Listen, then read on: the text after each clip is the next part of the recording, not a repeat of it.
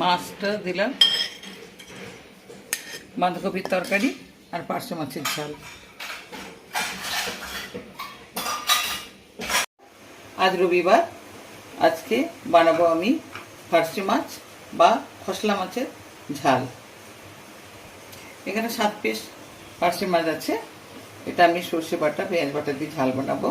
আর তার সঙ্গে নিয়েছি ইনগ্রিডিয়েন্টস কী বলে দিচ্ছি। নুন হলুদ তো আছে, 5 ফোড়ন, লঙ্কা বাটা, পেঁয়াজ বাটা, সর্ষে বাটা, গরম মশলা, সর্ষের তেল।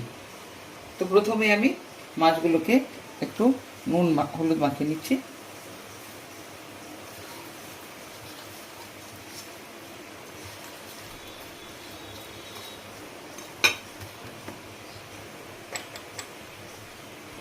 নুন হলুদ মাখানো হয়ে গেছে।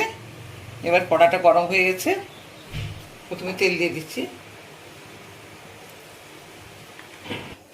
তেলটা গরম হয়ে গেছে। প্রথমে তেলে একটু আমি হলুদ দিচ্ছি, কড়াইতে মাছটা লেগে না যায়।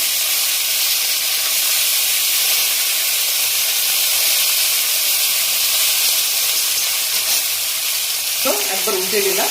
এক পিঠ ভাজা হয়ে গেছে। মাছগুলো সব ভাজা হয়ে গেছে। এবারে আমি কড়াইতে তেল দিয়েছি, তেল ছিল আর একটু তেল দিচ্ছি। এবার 5 ফোড়ন দিচ্ছি।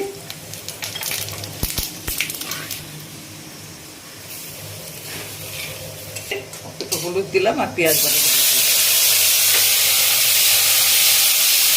দেওয়ার পরে আমি লঙ্কা বাটা দিচ্ছি।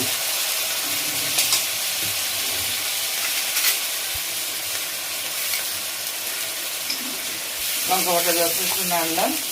এরপরে আমি হলুদ দেবো, পরিমাণ মতো তরকারিতে হলুদ দেবো।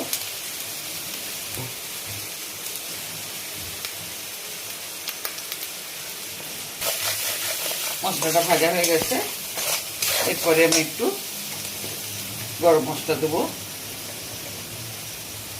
বাটাতে তরকারি, ছোটো মাছের চচ্চড়ি হোক, যাই হোক না কেন, একটু গরম মশলা যদি দেয় ওই তরকারির স্বাদ গন্ধ পুরো চেঞ্জ হয়ে যাবে। এরপরে আমি দিচ্ছি সর্ষে বাটা। সর্ষে বাটাটা দিয়ে দিলাম। সর্ষে বাটাতে আমি বেশিক্ষণ নাড়বো না। এরপরে আমি জল দেবো।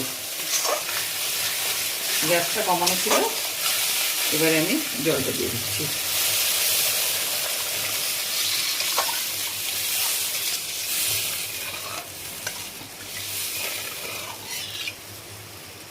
এটাতে হয়ে যাবে। অনেকেই কিন্তু এটাতে কালো জিরা ফোড়নে রান্না করে।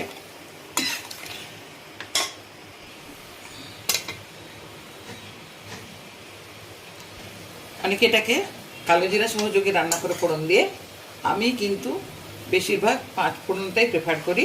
কিন্তু 5 ফোড়নের একটা মিষ্টি গন্ধ আছে।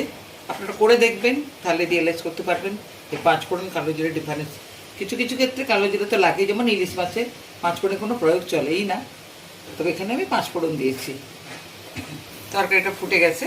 এবারে মাছগুলো দিয়ে দিলাম এক এক করে।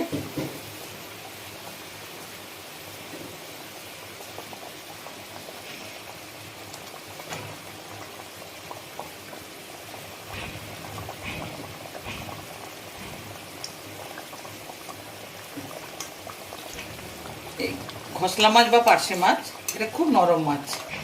আর আমাদের নর্থ বেঙ্গলে এই মাছটা খুব কম পাওয়া যায়, মাঝে মধ্যে আসে। তো সেদিন এসছিল, কালকে এসছিল বাজারে, সেটা কিনে নিয়ে এসেছি। মাছের ঝাল আমার হয়ে গেছে। পার্শে মাছের ঝাল এইভাবেই থাকবে, অল্প ঝোল ঝোল থাকবে।